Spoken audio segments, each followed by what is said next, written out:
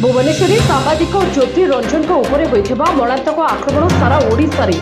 सांबादिक महल में चर्चा सृष्टि करथिला। तेबे एहाकु नै ओडिशार प्राय ब्लॉक रे तीव्र असंतोष देखा दैछि। ए घटना को निंदा करबा सहित बहु सांबादिक संगठन तृणमूल स्तर में सांबादिक सुरक्षा आईन आनिबा समेत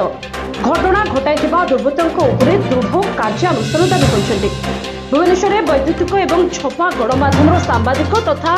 देश से काम करुवा पुरुष और महिला कर्मचारी विलंबित राति घर को फेरती। सरकार कमिशनरेट पुलिस क्या सुरक्षा देउछि। साधारण लोक मानक लुटेरा लुटुवा बेले एवं सांबादिक मानक लुटिबा आरंभ करिसेंति। तेबे साधारण लोक मानकर अधिकार पई लढुथिबा सांबादिक मानकर जीवन सुरक्षा पई जनसाधारण सामना को आसवा दरकार बोली टांगी चौद्वार सांबादिक माने प्रकाश करिसेंति। ज्योतिरंजन घटना तथा समस्त सांबादिकों को सुरक्षा देवाई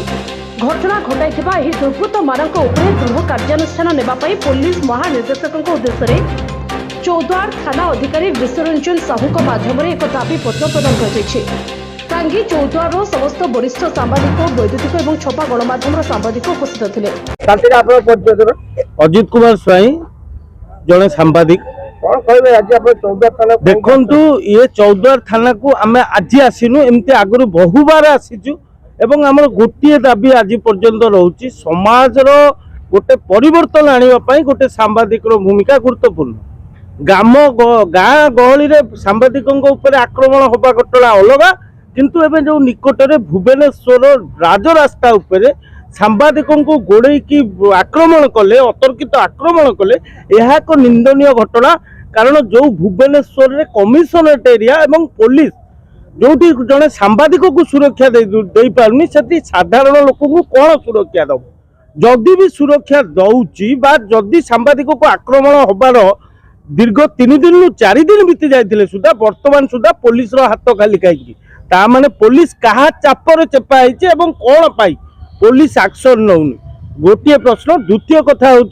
जदि सांबादिक टीए सबू खबर प्रसारण करछि लोकंकर भल कथा कहतु मंद कथा कहतु समाजर विभिन्न प्रकार दुर्नीति को आगु को आनिबा एवं सबू लोकंकर सबू खबर को प्रसारण करिवा पाई लोके सांबादिक को खोजंती। जेतेबेले आज सांबादिक उपरे आक्रमण होउछि सेतेबेले सबू लोकंकर भी गुरुत्वपूर्ण भूमिका रहिबा दरकार। सांबादिक पछरे ठियाबे एवं सबू सांबादिकों को सपोर्ट देबे एवं सरकारकर कथा को सरकार को योजना को जितेबाला आम लोकलोचन को आणुचे सरकार भी नैतिक दायित्व रोचे प्रति सांबादिकों को सुरक्षा देवा एवं ओडिशा रे सांबादिक सुरक्षा आईन लागू करवा। अन्य पक्षरे ये जो सांबादिकों को आक्रमण होती ए आक्रमण पक्षरे जो माने अछंती जो माने आक्रमण घटेचंती समस्त को चिन्हट करी तुरंत आईन अनुष्ठान दृढ़ कार्यानुष्ठान ग्रहण करेंगे नहले आगामी दिन में सांबादिक माने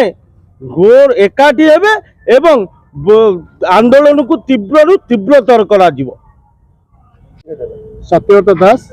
टांगी चौद्वार अंचल जड़े सांबादिक आज एक्चुअली आम टांगी चौद्वार अनेक सांबादिक मान एकत्रित होगी चौद्वार थाना को आसीलु एवं पुलिस डीजी उद्देश्य एक स्मारक पत्र देचु चौद्वार आईआईसी जरिया जे गत 10 तारिख रे आम बड़ खबर सांबादिक भाई ज्योतिरंजन को ऊपर गोटे मरणात्मक आक्रमण होती मंचेश्वर एरिया रे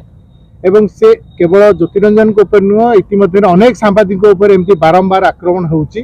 जोटा कि जो कुआ जाउची गणतंत्र चतुर्थ स्तंभ बोली बोलाउची ता प्रति उपहास कराउची एवं आमे सेति पई दाबी करूचु जो सांबादिक मान प्रति जो आक्रमण होउची कारण जहाँ भी थाउ से आक्रमणकारी विरुद्ध रे दृष्टांतमूलक कार्यानुष्ठान निया जाउ एवं बारंबार सांबादिक माने आमे दाबी करूचु जे सांबादिक सुरक्षा आईन तुरंत आम राज्य रे लागू करा जिबा उचित जद्वारा कि अन्य सरकारी कर्मचारी मान लोकों को सेवा करुँच जेपरी सुरक्षा आईन रही सेमती सांबादिक माने कौन सी गुण में कम नुहति जो मैंने कि लोकों सेवा अनब 24 घंटा दिन राति 24 घंटा करुँच तेणु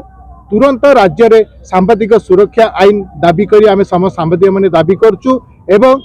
सांबादिक मानक प्रत्येक ब्लॉक स्तर नहीं राज्य स्तर पर्यंत संपूर्ण सुरक्षा प्रदान करा जिया आमे दाबी करचु नचेत आगामी दिन में सांबादिक मान स्वर आहरी शाणित हे आवश्यक पड़े राजरास्ता को आम ओल्लैया को पछेबू। टांगी चौद्वार नवीन राव रिपोर्ट, जय न्यूज।